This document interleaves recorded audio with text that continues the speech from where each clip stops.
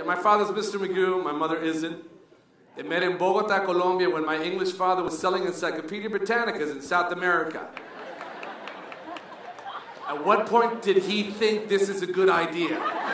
That's what I want to know. At what point did he think this is a moneymaker? I've got to sell 26 leather-bound books, all written in English and needing to be sold together. Where should I go do this to make the most money? How about a non-English speaking continent? South America, brilliant.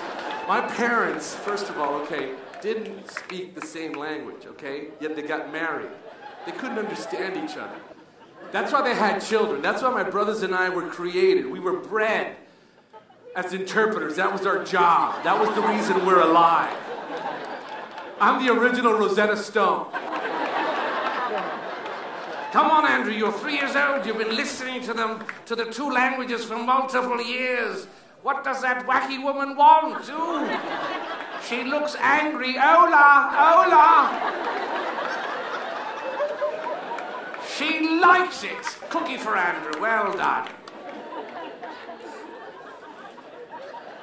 I had absolutely no stability growing up as a child. No stability whatsoever. Every couple of years, we would move to another country. Okay? I literally grew up around the world because my father kept getting fired a lot. Like, not a normal fire. Not like a, you know what, maybe I'll take the job across the street fire. No. We're moving and we're going away. Terrible fired. So 2 years old, we moved from Puerto Rico, from Colombia to Puerto Rico. And they were my neighbors, apparently. Now, till I was 7, I had bleach blonde hair. I know I'm gray now, but until I was 7, I was bleach blonde, okay? Blue eyes. Bleach blonde hair, blue eyes, okay? My mother's 5 feet tall, dark hair, dark eyes. Barely spoke English when we moved to Puerto Rico, okay? So she carried around my birth certificate just so that she didn't get arrested, okay? Do the parents of the Swedish baby know you have their child? Señora, do the parents of the Swedish baby you have their child? I've always been my mother's favorite, and I finally figured out why, because I was the whitest of her children. Apparently she's a racist. Actually, I made her interesting. I made her unique, okay? Because I was her child, okay? When you're a 5-foot-tall Latina pushing a stroller down the streets of Rio Piedra, Puerto Rico, and the toddler in the stroller is bleached blonde haired and blue-eyed, and he's your kid, people want to talk to you. Ese es tu niño, ese es tu niño. Yeah! Dije my son, yeah! I know babysitting. Este es mi peladito aquí. Aquí mi está el rubio, mi peladito. You think I can make any of this up? Are you right, please? Could I? No. All my comedy is factually based. I just retell my life, explaining how I ended up here. 3 years there, then we moved to Hong Kong. How badly fired did my father get that time? Ooh, Daddy really bucketed up this time. Pack it up. We're going on a long one on Cathay Pacific, about 18 hours. Pack a lunch. No movies, 1979. Daddy messed up.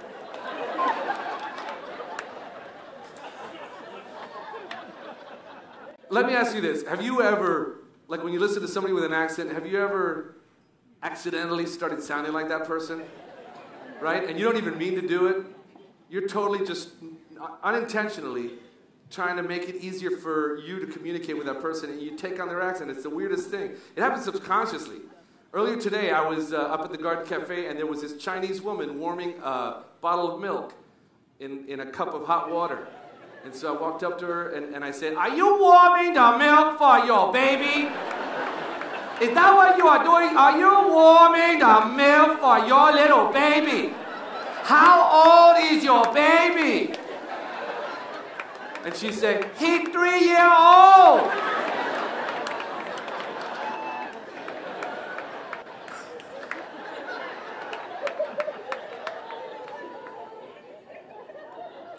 It's hilarious, man. You gotta laugh. She's over there going,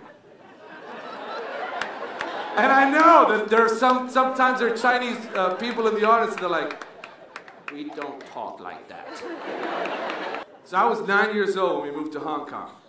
We moved right to 20 Conduit Road, Mid-Levels, Hong Kong. Because in Cantonese, 20 Conduit Road, Mid-Levels, Hong Kong, from what I remember, this is 35 years ago, is Yi Sa Ho, Go Da Do Bu Sang. Here I'm going, how weird is it my eyes get round when I speak Cantonese? Yi Sa Ho, Go Da Do Bu Sang. And I can only do that like at a Chinese restaurant in the States, and they're always like, oh, that's good. That's good. You know where you live. Whoopee. 2.5 years in Hong Kong, vacationing in Malaysia on Pankor Island, hunting for poisonous crabs at 4 in the morning, thinking, this is normal. Ow, that hurts. And then we moved to New Canaan, Connecticut. The whitest town on the planet. I know because I was the black kid at Saks Middle School. That's how white this town was. Just because I was half not white, that threw me over the hump. Oh, Mr. Kennedy. That's how they talk in New Canaan, Connecticut. It's like they wired their jaws shut at birth. Mr. Kennedy, yes, apparently there is a glitch in your DNA, yes. You're not all white. You are a Latino with some type of Caucasian glazing.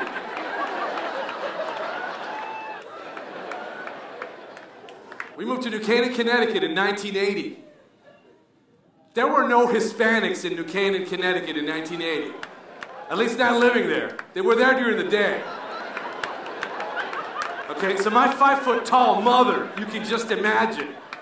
You know, nobody ever thinks she's my mother at all, so it's like the weirdest thing. It's like, they thought for 2 months in New Canaan that my mother was an overly affectionate maid. Does she always kiss you like that? Yes, because she's my mother, idiot. I just came home from school. Yeah, because ours, they don't kiss like that, because that's not your mother, okay? Jahaira Griselda Peralta, whatever her name is, hates you. Trust me.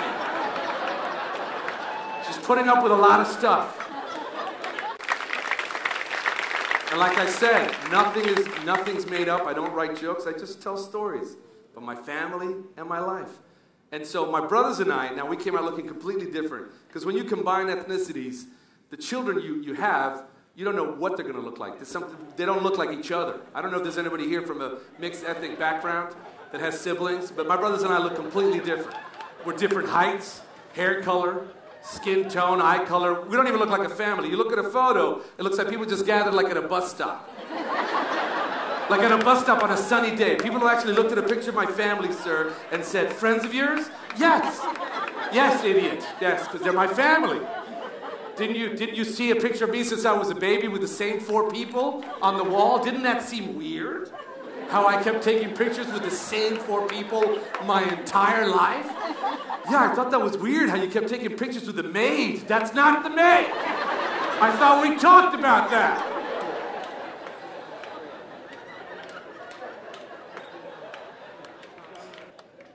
You can't judge people by the way they look anymore. Those days are gone. I was at a Pizza Hut Express. First of all, I don't know why they call it that because it still takes the same amount of time to make the pizza. But it was at the Delta Terminal in Nueva York, so it was Pizza Hut Express. Todo rápido. It's quick for you. And I was waiting in line with a whole bunch of different people, and this woman had her back to me, and they were all speaking Spanish behind the counter. She had her back to me, and she was 3 feet in front of me, like I could have flicked her ponytail. But you don't do that, right? Because that's not socially acceptable behavior.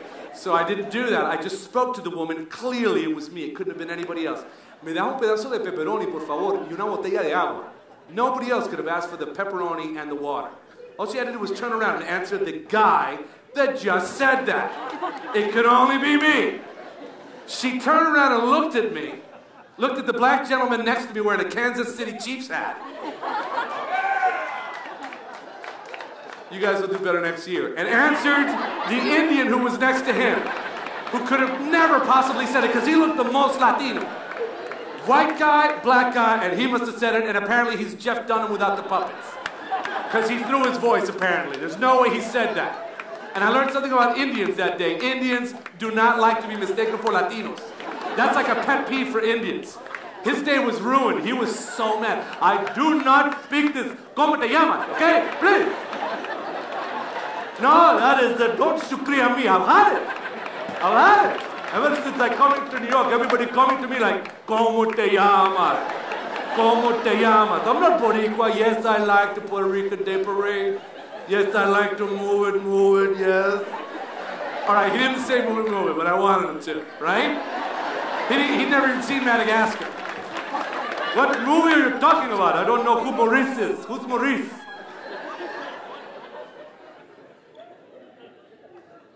The English gentleman with the Kansas City Chiefs hat was from Kensington, England. Oh, I say, you speak Spanish awfully well. I'm flying to Cozumel. Can you guide me? The world's coming to an end, this lady must have thought. The white guy speaks Spanish, the Latino doesn't, and the black gentleman's an extra from Rocky Horror Picture Show. The four horsemen of the apocalypse are looking for parking right at that moment in her head. What is happening? And like I said, I've been in this country for well over 30 years, and you know, I've seen how things have changed, how it's progressed, and I want to start a group called Latinos in Disguise for a Better America. I want to get other Latinos, and we want to join forces and run for office. I want to be governor of Arizona just to mess with that state. Look at me. I put on a suit. My last name's Kennedy. We get elected. What happens afterwards sucks, but we get in. So they'll vote me in. And then they'll introduce me as the new governor of Arizona, and I'll step up and go, que todos los mexicanos que quieran venir aquí por gratis, que vengan. ¡Ay, ay, ay! Allá en el Rancho Grande, allá donde vivía. Why is it that short Mexicans have the most powerful voices ever?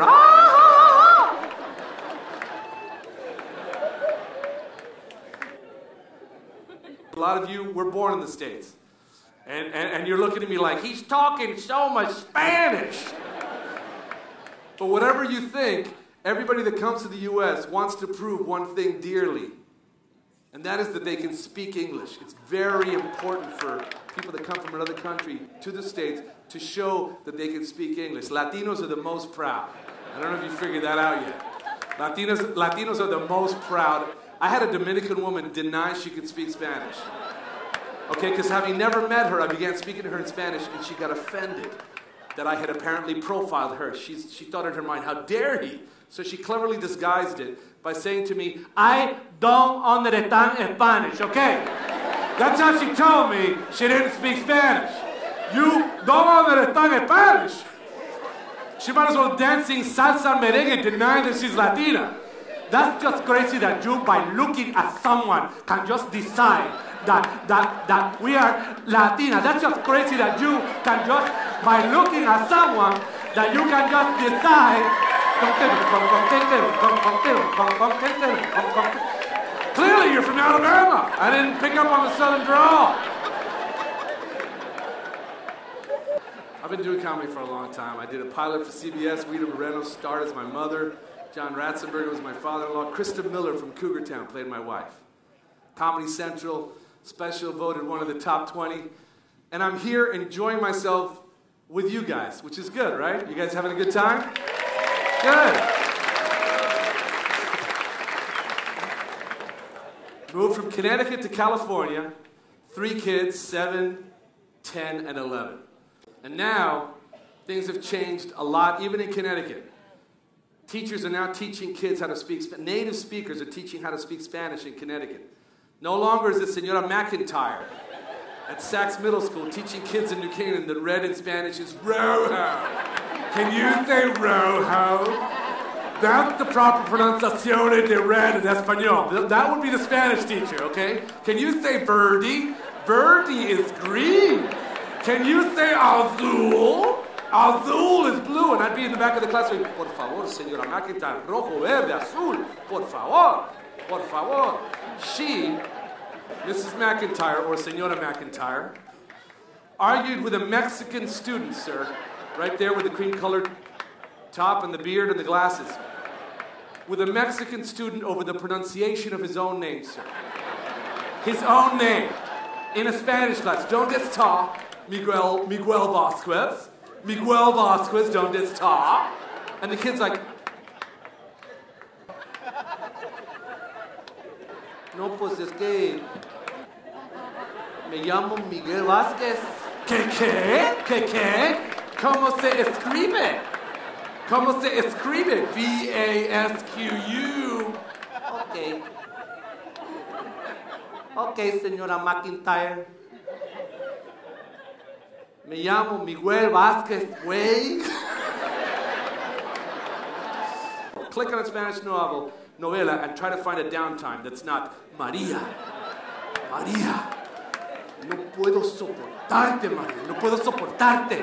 Lárgate de aquí, digo, lárgate de aquí. Mamá.